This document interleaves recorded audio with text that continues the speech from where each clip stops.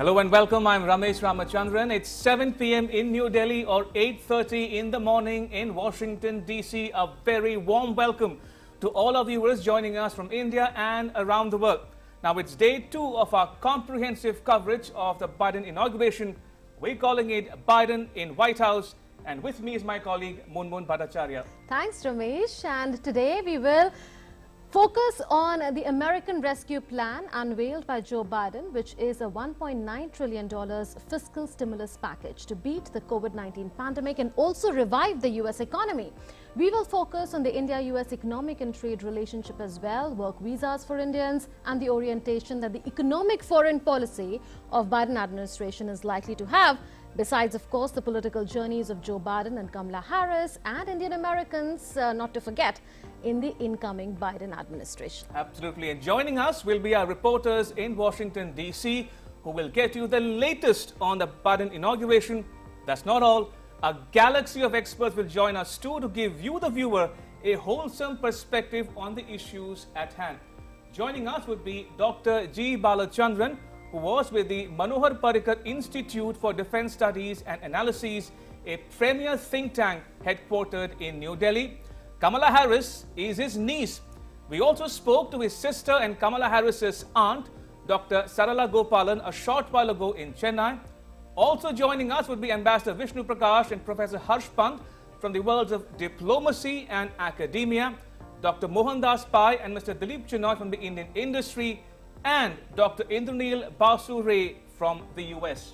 Absolutely, Ramesh. And so why wait? Let's set the ball rolling with the headlines on top of the hour. Countdown begins in the US for the Biden-Harris swearing-in ceremony. Security tightened ahead of oath-taking ceremony at the west front of the US Capitol.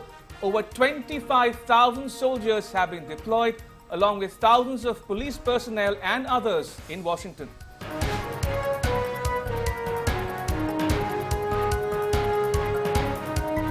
U.S. National Mall lit up with a display of thousands of U.S. flags. Field of Flags represents the American people who are unable to travel to Washington, D.C. for Inauguration Day amid the coronavirus pandemic and security threats.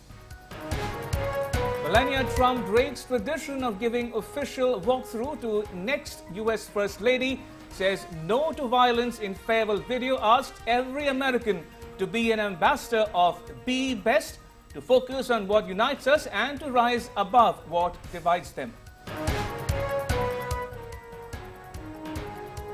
Joe Biden will receive a traditional presidential escort from the 15th Street in Washington, D.C. to the White House. He will participate in a socially distanced pass-in review with members of the military on the Capitol's East Front. Attendance will be sharply curtailed due to the coronavirus pandemic. U.S. President-elect Joe Biden nominates 20 Indian Americans, including 13 women, to key positions in his administration days before his swearing-in.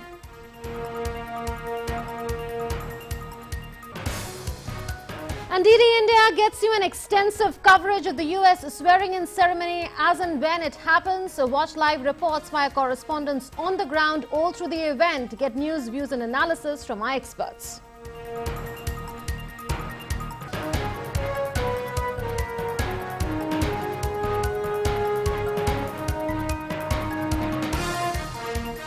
All right, what are we waiting for? Let's get started.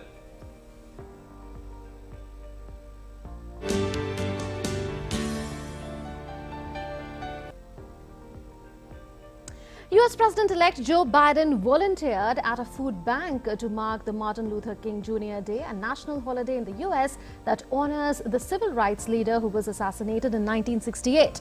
Biden appeared at the Phil Abundance Food Bank in Philadelphia, Pennsylvania, where he helped pack canned food into boxes. Now, MLK Day is the only U.S. federal holiday designated as a National Day of Service. The occasion encourages Americans to volunteer to help their respective communities. Vice President-elect Kamala Harris and her husband Doug Emhoff also volunteered at a food bank to mark Martin Luther King Jr. Day.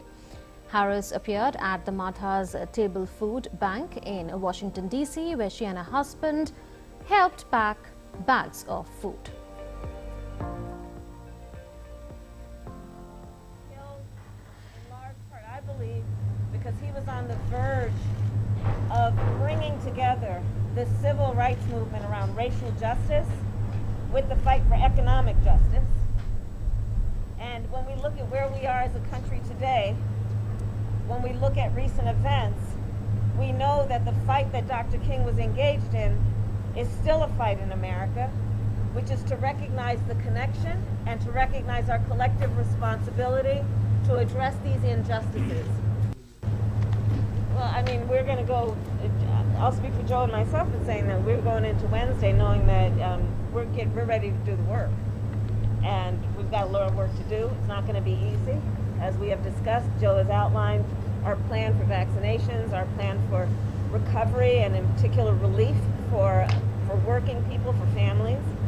And there is a lot to do. Some would say that ours is an ambitious goal, but we do believe with hard work and with the cooperation and collaboration of the members of the United States Congress that we can get it done. One more? You outlined some hardships that Americans face today. Do you think that the one-time $1,400 direct payments that are being proposed in some policy, do you think that that's enough for Americans today? It's a start. There's a lot more to do, which is why there's so many other components to our relief package and the work that we are committed to doing going forward.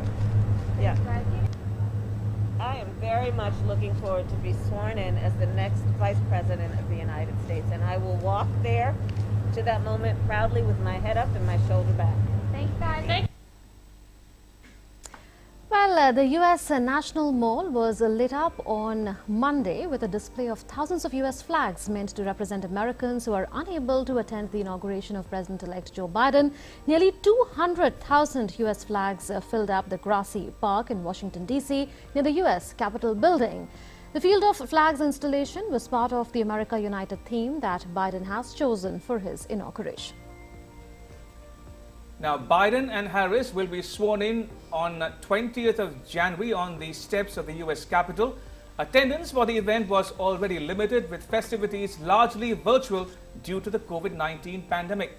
Heightened security was put in place after the storming of the Capitol on 6th January by supporters of outgoing President Donald Trump. A presidential inauguration traditionally draws hundreds of thousands of visitors to Washington, D.C.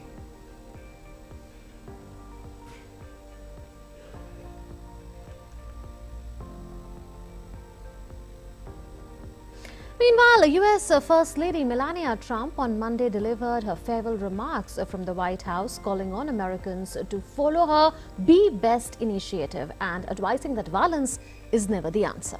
Absolutely. Now, Trump's Be Best campaign was her signature issue as First Lady. Take a listen to her farewell remarks. My fellow Americans, it has been the greatest honor of my life to serve as First Lady of the United States. I have been inspired by incredible Americans across our country who lift up our communities through their kindness and courage, goodness and grace. The past 4 years have been unforgettable. As Donald and I conclude our time in the White House, I think of all of the people I have taken home in my heart and their incredible stories of love, patriotism, and determination. As the world continues to confront the COVID-19 pandemic, I thank all of the nurses, doctors, healthcare professionals, manufacturing workers, truck drivers, and so many others who are working to save lives. We grieve for the families who have lost a loved one due to the pandemic. Every life is precious, and I ask all Americans to use caution and common sense to protect the vulnerable, as millions of vaccines are now being delivered. As I say farewell to my role as First Lady, it is my sincere hope that every American will do their part to teach our children what it means to be best. I encourage parents to educate your children about the courageous and selfless heroes who worked and sacrificed to make this country the land of the free, and to lead by example and care for others in your community. In all circumstances, I ask every American to be an ambassador of Be Best, to focus on what unites us, to raise above what divides us, to always choose love over hatred, peace over violence, and others before yourself. Together, as one national family, we can continue to be the light of hope for future generations and carry on America's legacy of rising our nation to greater heights through our spirit of courage, goodness, and faith. No words can express the depth of my gratitude for the privilege of having served as your First Lady. To all the people of this country, you will be in my heart forever. Thank you. God bless you, and God bless the United States of America. All right, time to welcome our guests on this special broadcast. I can see Dr. G. Balachandran, Ambassador Vishnu Prakash, Professor Harshpan, and my colleague in Washington, D.C., Nick Harper. But if I can start with you, Dr. Balachandran, a proud moment for your family, isn't it? Kamala Harris, the first woman, person of color, and Indian American to become the Vice President of the U.S. Of course it is. I mean, it goes without saying. I mean, if your niece becomes the Vice President of the United States, I mean, obviously you and your family will feel very happy. I mean, that goes without saying, okay? Absolutely. My only regret is my sister is not alive, okay? Kamala's mother. Absolutely. Yes, Mr. Balachandran, it is indeed a proud moment for you, your family, Kamala Harris's family, for all of us in India as well, considering that she is the first of Indian ancestry to be the Vice President there. But any childhood memories that you may have of Kamala Harris that you may want to share with us at this point in time? Good God, I mean, look, when an uncle visits his sister and two small kids running around, there will be a lot of memories, you know, running around, teasing, they're troubling you, they're trying to tease you, all those things. Any special ones? Of course, yeah. No, not as we were kids. Really the only time, really I was quite, I'll be frank, I was impressed with Kamala. When she was running for the San Francisco District Attorney, and I happened to be there at that time, visiting my sister. And she made a very bold statement. One of her San Francisco cops had been killed, shot by somebody, and she was running for the first time for a public office. And she said openly that I'll try to get his conviction, but I will not ask for death penalty. And that really riled up the San Francisco police, and she said it about 2 or 3 days after, I think, the funeral of the cop. And they all withheld their endorsement of Kamala. And a lot of them said, people at that time they told me, this is one of the most, not stupid, but unwise things to do, that you have the whole police department against you for saying something like that.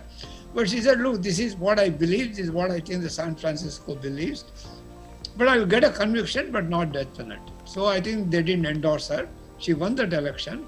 But the interesting thing is, at the next election, the same police union endorsed her. I was quite impressed. I had been in states for long. I know the police unions are pretty strong in public opinion. And I admired her strength of principle. Okay, and I think that's probably, Shamla was alive at that time. And Shamla also said, look, that's what she believes, that's what she should do. So that is one of the, what I would say, is one of the more memorable occasions I remember at schools and stand. Okay, but otherwise, as a child, when I was studying in London, she came Kew Garden. She was running all over the place. She and her sister used to tease me when I was in Montreal. Each one saying the other one did it. And those are like any children teasing their uncle. Okay. Right, Dr. Balachandran, do stay on. Let me go across to my colleague who is standing by in Washington, D.C., Nick Harper. Nick. Now, yesterday was the MLK Day of National Service, and hours to go from now, we'll see the man of the hour, Joe Biden, take part in the lighting ceremony at Lincoln Memorial, walk our viewers through all that happened yesterday and the events planned for today in the US. That's right, Joe Biden very much getting out front and centre ahead of coming into office in just over 24 hours' time. Of course, this is the final full day in office for President Trump. During that Martin Luther King Day of service, we heard nothing from the president. He remained at the White House very quiet. Obviously, remember that he has been banned from Twitter, so unable to access his Twitter feed. Instead, Joe Biden was the person that was leading the country, even though he's not yet president, leading the country, showing that he was out there offering his services to the public during that day of service. Later on today, there are a couple of events planned for Mr. Biden. He will be leaving his hometown of Wilmington, a place that he has lived on and off over the course of the last 70 years or so. He will be making a train ride from Wilmington in Delaware here to Washington, D.C. It is a very symbolic act because he took that train every single day when he was a senator here at the US Capitol building behind me. He would return home at the end of the day, after a day here in Washington, D.C., back to his home in Delaware to be able to look after his two young sons, to be able to tuck them into bed at night time. So Mr. Biden and the railways is something which has become, I guess, an iconic symbol for the politician over the years. So he will be taking that final train journey from his home in Wilmington to his new home here in Washington, D.C. later on today, ahead of that lighting ceremony tonight, an opportunity to remember the almost 400,000 Americans who have died as a result of COVID-19. They will be lighting various different lights around the reflecting pool near the Lincoln Memorial at about 5:30 this evening, but we will also see cities right across the United States, famous landmarks like the Empire State Building, also lighting up as well. And there will also be a televised concert that will be on television and streamed online also. So Joe Biden very much trying to make use of his time ahead of becoming president tomorrow. Absolutely. Right, Nick, we'll keep coming back to you, and Nick Harper reporting on how Joe Biden is paying tribute this time around to the victims of the COVID-19 pandemic. Well, Ambassador Prakash, I'll come to you now on, what are your thoughts at this point in time? Is Joe Biden going into a phase wherein he is going to face very many challenges, particularly on the domestic front? And that includes the COVID-19 pandemic and an economy which is extremely battered. Yes, I don't think that too many presidents would be assuming office with such a slate of challenges, domestic and international. But if there is one dignitary, one personality who is, I think, very well equipped to cope with the challenges, that is Joe Biden. He has almost 50 years of experience as a political leader, unprecedented and a wide canvas of experience. He has put together a team which is one of the most experienced team, and he has spelled out his priorities up front, some of which you have alluded to already, tackling the challenge of coronavirus. Imagine 25 million cases and 400,000 lives lost. And the economy, climate change, and to take care or heal the divisive society. The society is fractured, society is angry. So I think his task is cut out, but he is very clear, along with Vice President Kamala Harris and his experienced team, to heal, to revive, to normalize, and to restore pride back to the US. And as friends of the US, we wish him all the very best in this task. Right. Professor Pant, coming to you now, help our viewers understand what a Biden presidency means for India and the world. Coming after Mr. Trump's highly disruptive foreign policy, domestic policy, not only America, but I think the entire world is now looking at Mr. Biden to not only change the narrative around America and American engagement in the world, but also to make a substantive difference compared to his predecessor. So I think, as Ambassador Prakash was pointing out, the task is humongous in that sense, to not only shift the focal point from the rancor, the divisiveness, the internal polarization, the America First approach to a more restorationist policy, which Mr. Biden has often talked about, that he would like to restore America back to its previous glory. Right. The idea that you want to take America back to its allies and partners and work with them in a more multilateral setting where America is respected. But I think fundamentally, his presidency, to overcome the global challenge, he will first have to overcome the domestic challenge. And the failure or the success of his presidency would depend on what he does with the internal divisions and whether he's able to heal the wounds, as he has said, effectively and fast enough so that his other agenda is not sidetracked. Absolutely. Well, Mr. He's obsessed with the domestic challenges, then I think global challenges would become very difficult to handle. Sure. Absolutely. Mr. Balachandran, coming back to you, tell us about the story of the two Bibles, because like Kamala Harris has done before, she is going to take oath on two Bibles. So tell us about that story. Unfortunately, I also heard it on the news just like you. Look, just because I'm her uncle doesn't mean that I know everything about her. Now, Yes. Dr. Balachandran, people in India and around the world actually want to understand the person behind the public persona. What is Kamala Harris like? Does she, for instance, maintain her ties with you and your siblings? Does she speak her mother tongue or not?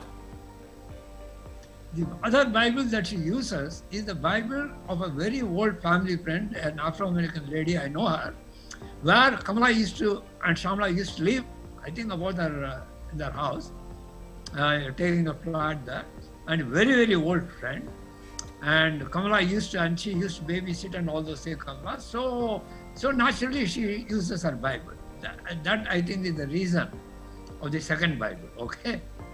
Yes, but you said you did attend oath-taking ceremony when she took oath as the District Attorney of San Francisco, and there too she had used the two Bibles. So that's why asking you was pretty natural. No, I didn't attend her vote-taking as I attended her vote-taking as a senator when Biden swore her in the Senate in 2017. Fair enough. Okay. Because I was in San Francisco when she was campaigning.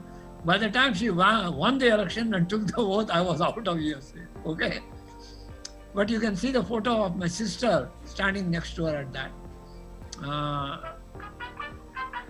There's also a small anecdote, Dr. Balachandran, very quickly about how Kamala Harris was equally close to her grandfather, the late civil servant P.V. Narayan, I'm told. P.V. Gopalan, I beg your pardon. And how during his stint in Zambia, she also spent some time with him in that country. Look, that was the first time Shamla and Don were coming to Delhi because Don was having a sabbatical in Delhi. So they stopped over in Lusaka.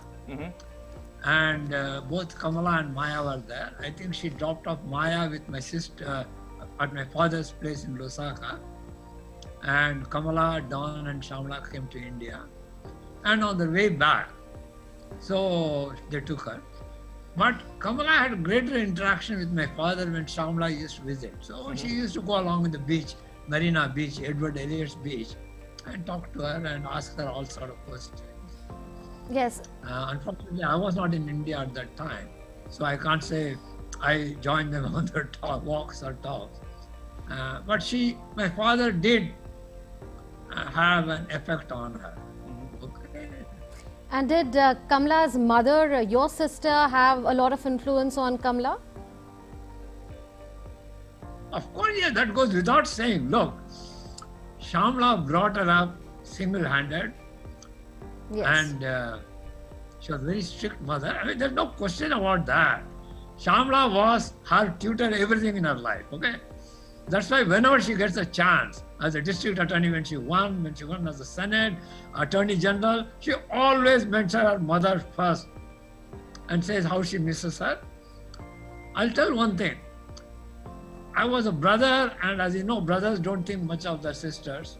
I used to like her, but only realized now that she was a very strong personality. I didn't realize at that time how much of a progressive and strong personality she had.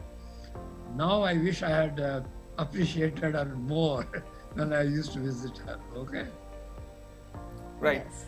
Point taken, Dr. Balachandran. Now let's talk a bit about the future trajectory of India-US ties under a Biden in the White House. Starting with you, Ambassador Prakash, your thoughts on the so-called next big idea in bilateral ties, and how do you see the relationship evolve over the next few months, to begin with?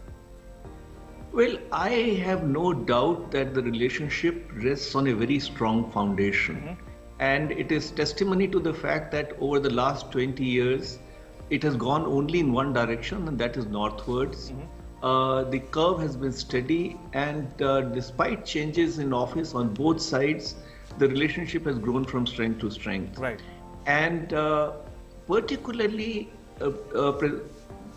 incoming President Joe Biden is somebody who has visited India several times, once as the vice president, and on many occasions as in different capacities. He understands India. The very fact that Kurt Campbell has been appointed as the point person for Asia, and he is the person who was instrumental in coming up with the idea of pivot to Asia, is again indicative of the fact that the priorities of the Biden administration are very clear. The Indo-Pacific region in general, India and some of the other countries in particular, so is what they are going to look at. And in terms of the big ideas that we can talk about, I think to move forward with a major trade deal is something that I would very much want to see happening. It is our biggest trading and services partner. It's about time that we scale up, because if we want to become a part of the regional and global supply chain, if we want to increase our exchanges in areas of technology, human resource exchange, and so on, we need to have a good trade and services partnership. Absolutely. I hope we move in that direction. Indeed. Ambassador Prakash, Professor Pant and Dr. Balachandran, do stay on. I want to bring viewers with some more information now. Now, the U.S. law enforcement agencies securing Joe Biden's inauguration dramatically scaled up their budgets following the 6th January storming of the U.S. legislature. Now, over 25,000 soldiers have been deployed, along with thousands of police personnel and others in Washington, D.C. Fences and barricades have been erected all around the Capitol building, where the inauguration ceremony will take place. A high alert has been sounded across the U.S. as security officials gear up to prevent a 6th January-like event and ensure a peaceful transition of power.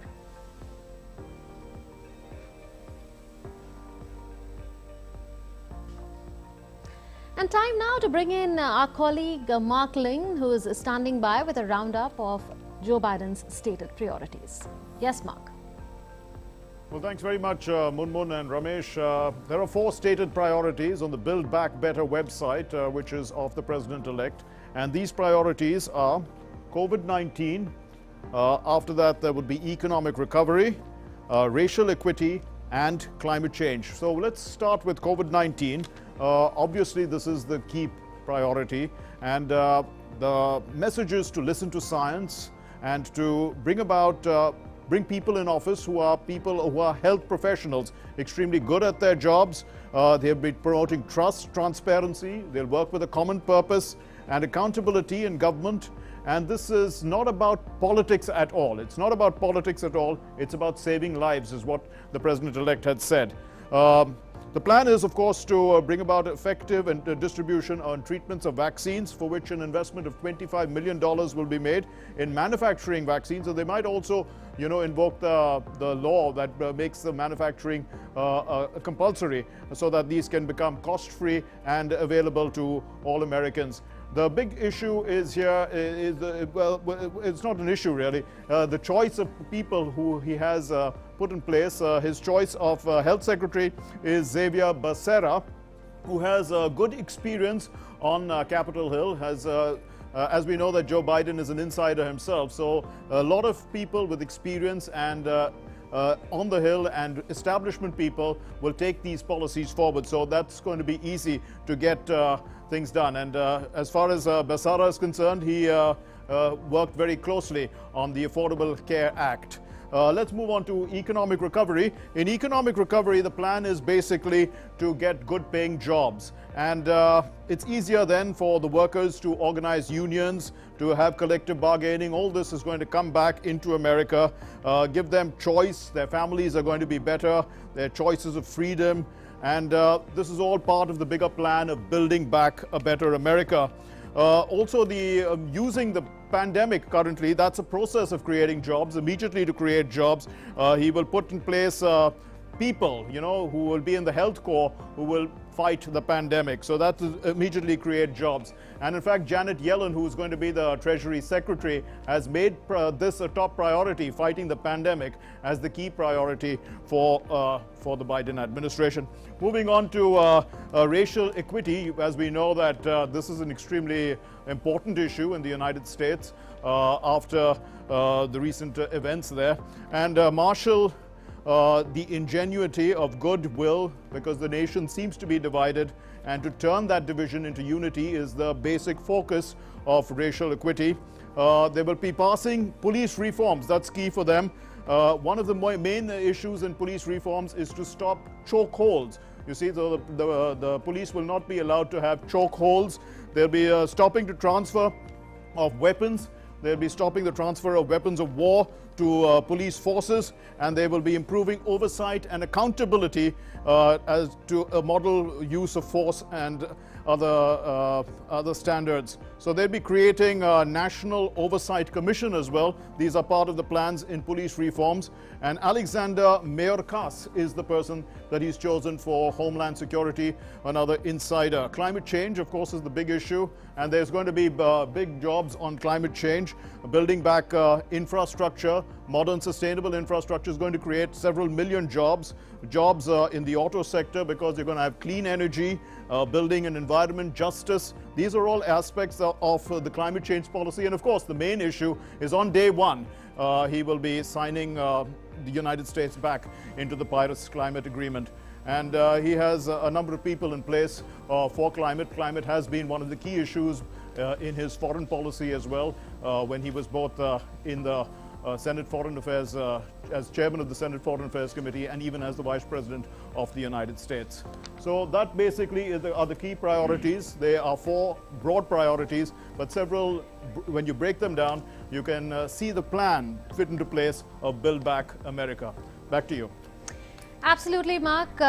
Thank you so much for taking us through the main priorities that Team Joe Biden has put out. Many of them would be executive orders that he signs on the very first day of his presidency. We'll take a break at this point in time, but lots more up ahead. Stay tuned for that.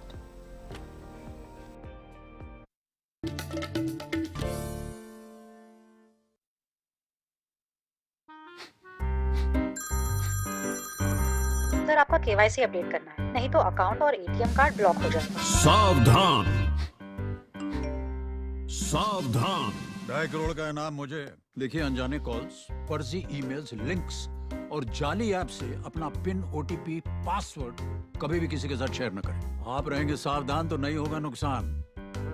RBI कहता है, जानकार बनिए, सतर्क रहिए।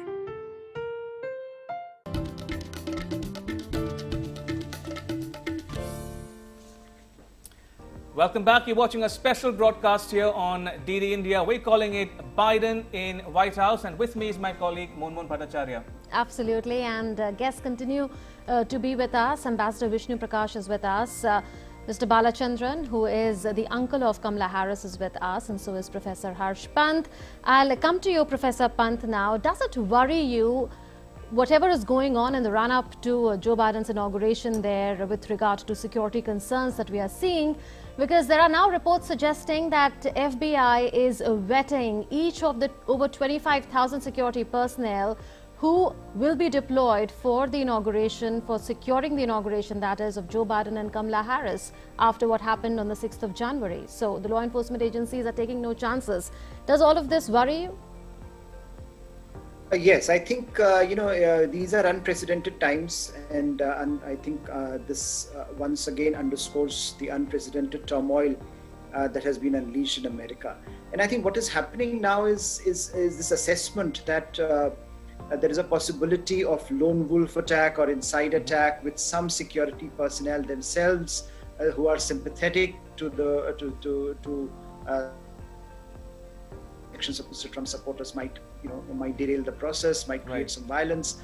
So clearly, I think beyond looking at some of the violent rallies or violence that might take place in various state capitals and in Washington, there is also this perception that security agencies themselves are confronting, even the American military is confronting this specter where insiders might become involved in this process, and this is this can be extremely dangerous in a democracy when such things happen, when institutions crumble.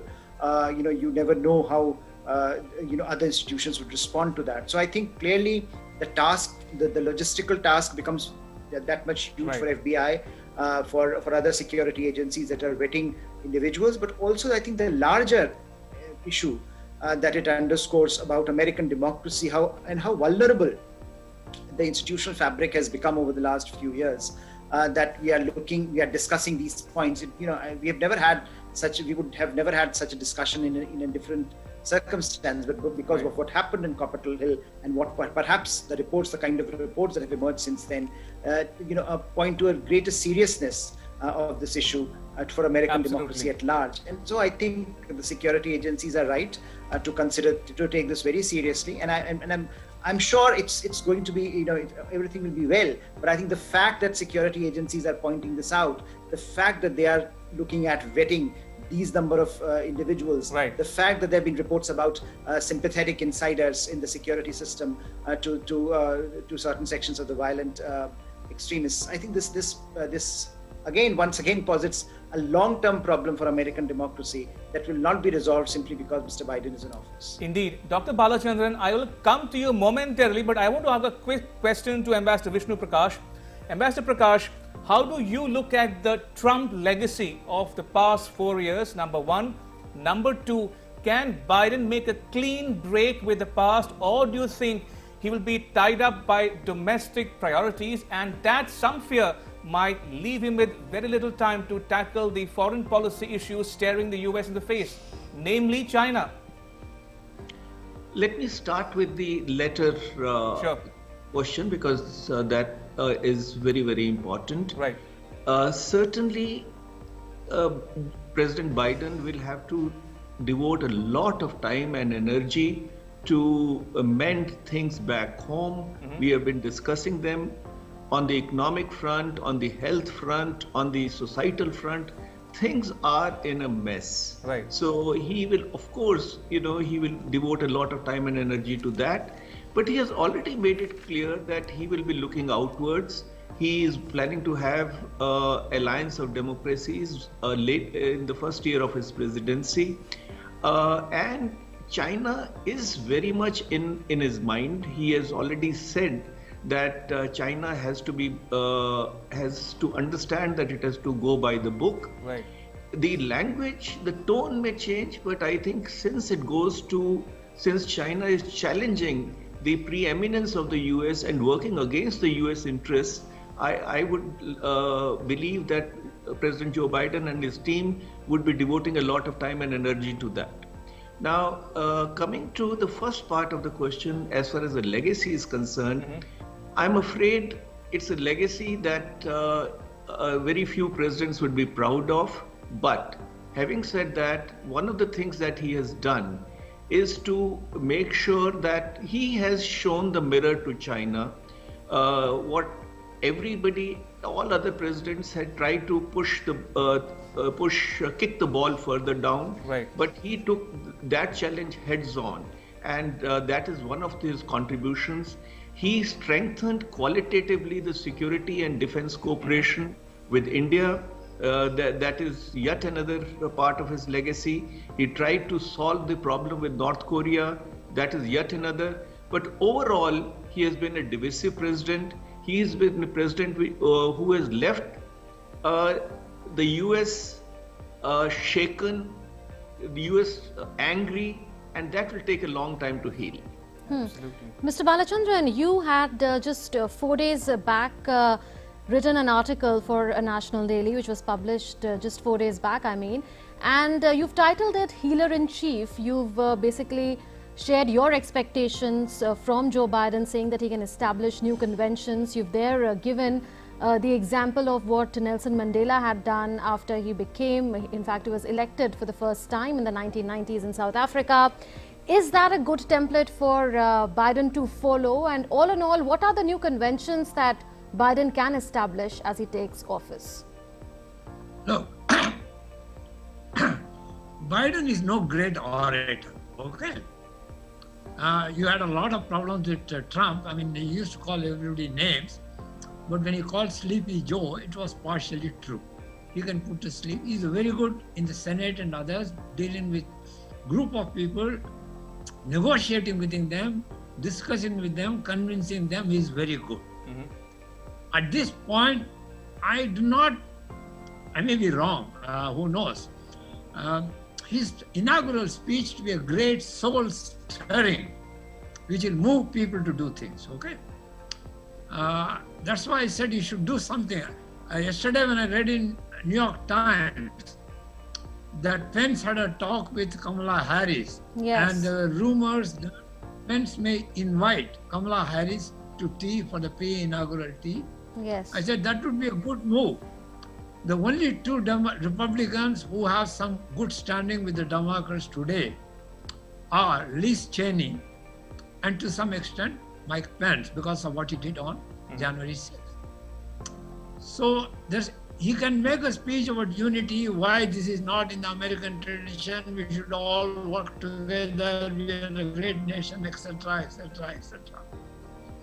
But that will have the same, even Melania Trump, you saw her, what did she say? The same thing. We should all work together, we should be happy.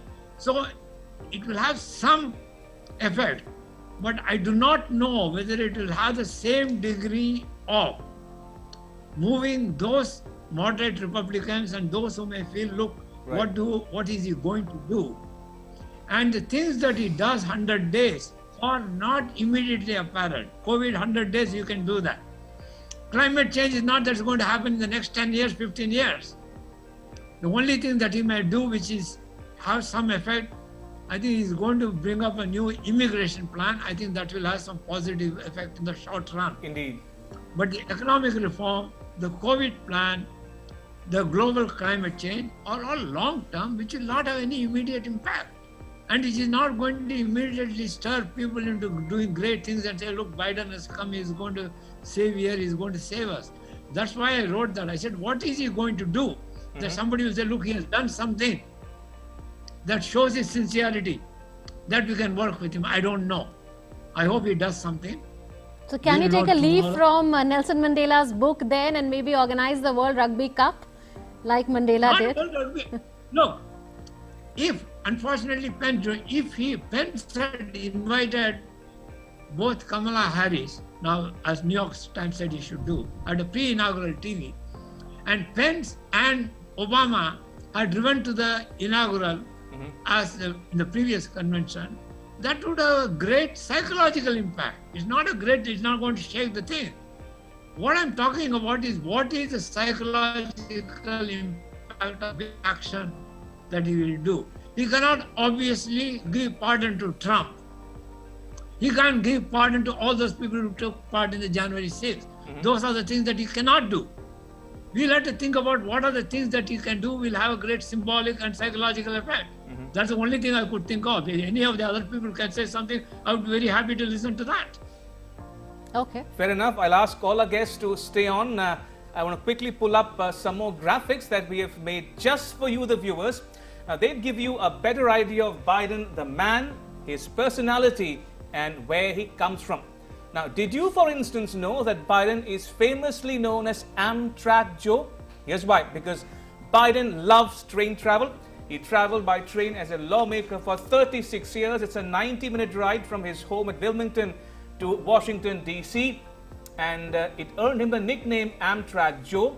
Now, Amtrak is a U.S. government-funded railway service. Biden launched his 1988 campaign from his hometown train station, and Wilmington Station was named after Biden in the year 2011, and he left by train on his last day as vice president. I'm sure you would want to know about Dr. Jill Biden, the new U.S. First Lady as well. She is a teacher by profession. She teaches English. Jill Biden will retain her career, and she would be the first U.S. First Lady to do so.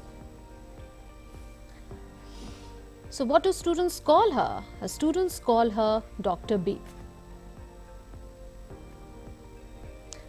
She has 2 master's degrees, and she has earned her doctorate in 2007. That's why, perhaps, Dr. B. And there's good news for dog lovers. The White House will soon have pets. Now, Champ, a German Shepherd, is 12 years old. The second dog is named Major. Now, this might interest you. Major is a German Shepherd too, and Major is only 2 years old. Now, it was adopted from a shelter home by the Bidens not so long ago. So that's another unique characteristic of Major, their German Shepherd adopted dog, which, as I mentioned, would be the first adopted dog in the White House.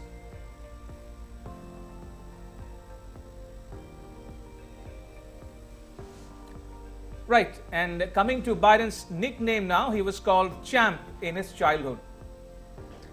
Absolutely. So this is what Joe Biden was called, Champ, in his childhood. That's the nickname that Biden has. A word about the Biden family Bible, which he will use for the oath. He will use the family heirloom for the oath. The Bible dates back to 1893. It is about 13 centimeters thick. It has a Celtic cross on its cover. Biden's ancestors were from Ireland. He used the same Bible every time. So there's a story around Bibles for both Harris as well as Biden. In fact, he used it 7 times as a lawmaker, twice as vice president. His late son Bew used the Bible too. Bew was an attorney general. Now, here is another interesting statistic. Biden ran unsuccessfully for presidency twice, in 1988 and the year 2008. But, and this is an interesting but, he succeeded the 3rd time in 2020 last year, so he is 3rd time lucky. Biden has several other records to his name. He is the 15th former vice president to become president, and the 2nd after Richard Nixon to become the president in non-consecutive terms.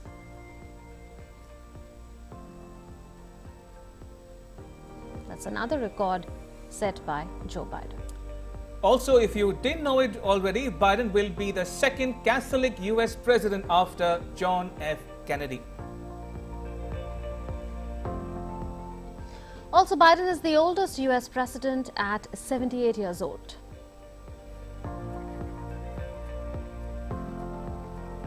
And he is the only president born during World War II. So some interesting factoids there. Indeed. And as we've been discussing on your channel, COVID-19 and economic recovery rate are priorities for Biden. And last week, Biden announced an economic stimulus package. We will tell you about that. But I understand my colleague Abhishek Mahajan is with us. Well, Abhishek, what is it that you have for us this time around? Right. Thank you so much, Munmun and Ramesh. So, Joe Biden is preparing to deal with climate change in a way no US president has done before, by mobilizing his entire administration to take on the challenge from every angle in a strategic and integrated way. So if we can have the video wall with us, we'll talk about Joe Biden's climate policy. So he promises to rejoin the Paris Agreement immediately upon taking office. So on November 4th, we all know the US formally withdrew from the 2015 Paris Agreement on the climate change, a decision originally announced 3 years ago. So the next pointer is cancel the Keystone XL oil pipeline permit. So Biden's inauguration day set to mark sea change in the US climate policy. And if we move further, so Biden pledges to make the US climate neutral by the year 2050 or earlier, something environmental economists have described this as a huge step.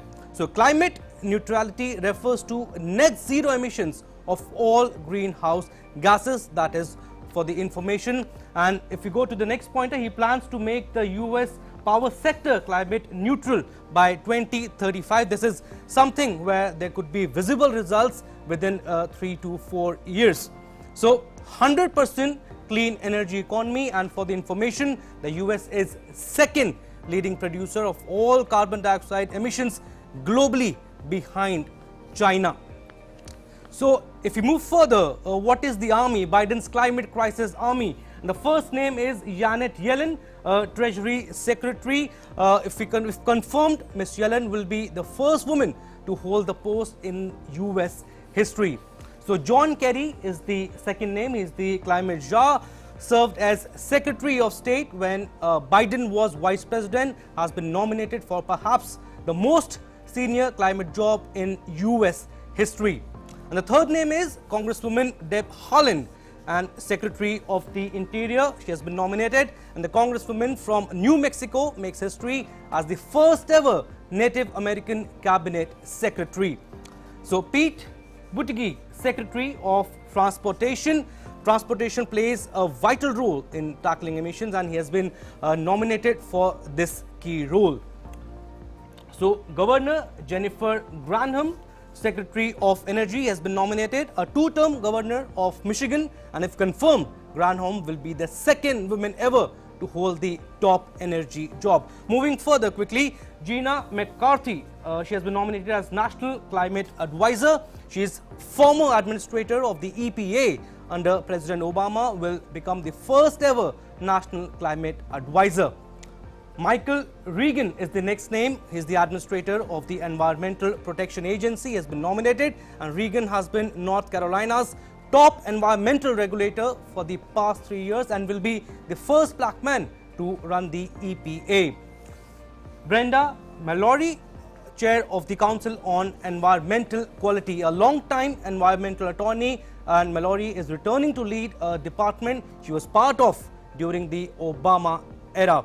And the last name is Ali Zedi, Deputy National Climate Advisor, and the 32-year-old will be McCarthy's deputy. So strong this list is, and this has been largely welcomed by the climate scientists and activists. Back to you, Ramesh and Moon. Right, thank you, Abhishek, for that elaborate presentation on what you call Biden's crisis, climate crisis army. We have barely 5 odd minutes left on this hour of the special broadcast. If we can quickly go back to our guests one last time, Ambassador Prakash, Professor Pant and Dr. Balachandran. Starting with you, Ambassador Prakash, your thoughts on the way forward. Looking ahead now at the India-US ties, how do you see the Modi-Biden dynamic shaping up over the next 1 year? Well, I have no doubt that they'll get along like a house on fire. Prime Minister Modi has a way of reaching out to his colleagues the world over. He has that personal chemistry which helps, and then it's a foundation. When there is a commonality of interests, objectives, things fall in place. So I have no doubt that the relationship, personal as well as between the two countries, will go from strength to strength. Right. And Mr. Balachandran, you have a lot of interest on defense as well as nuclear issues, and you would remember what happened when Biden was chairman of the Senate Foreign Relations Committee, and then later as vice president, how he ensured that Senate passed the nuclear deal, that is a civil nuclear agreement, and later India became a major defense partner when he was the vice president. So what do you think is going to happen now in terms of the India-US relationship under Joe Biden's administration in the US? Look, I agree with Ambassador Prakash. It is in a strong foundation. So I don't anticipate any great disturbance from the US side. Okay, we might have small difference of opinion on trade issues. On the trade negotiation, we might have one or two glitches because what we want from foreign investment in India may not be exactly what the foreign investor may want to do in India. We may have some or one or two minor hiccups on the H-1B items. So those things can be done. From the US side, I do not anticipate any great disturbance on the Indo-US relations. However, some of the domestic actions in India may cause certain difficulties in the US Congress, and I would not be surprised if some sense of the Congress resolutions are passed on that account, and if at that time, for one reason or other, a lot of people take umbrage at that and start saying this. You know, we like the word strategic autonomy, as if all the other peoples are slaves and we are the only people who have invented the word autonomy. Look, some comments will be made on certain Indian developments, and Indians make that too. At that time, what we do, how we respond will make a difference. The second thing, what you mentioned about defense technologies, they have done all that they can do. They have given full relaxation of export controls. But as one who studies the minute details of this thing, we have not made use of the opportunities that have been given to us. At this point, there's no joint co-production program, defense or any technology between India and United States. In spite of the fact, all the export relaxations were removed long time back. Unless we pull up our Dr. Balachandran, point well taken. If I can just give the last word to Professor Pant on this hour of the broadcast. Professor Pant, very quickly, under 30 seconds, your wish list from the Modi-Biden tango going forward. Well, I think both leaders have to work a lot on the Indo-Pacific, and both leaders will have to see that the economic ties come back and once again become the driver in this relationship, something that has taken a beating in the last few years. But I'm sure the relationship, as we have seen across personalities, across administrations, has only moved upwards. The foundations are strong, and I'm sure the Biden administration and the Modi government here in India would be much too willing to take it even forward. Right. Thank you so much, Professor Pant, Mr. Balachandran, as well as Ambassador Vishnu Prakash, for having joined us with your perspective on what is our continuous comprehensive coverage, Biden in the White House. Absolutely. Time for a very short break. Don't go anywhere. Keep watching DD India. Biden in White House.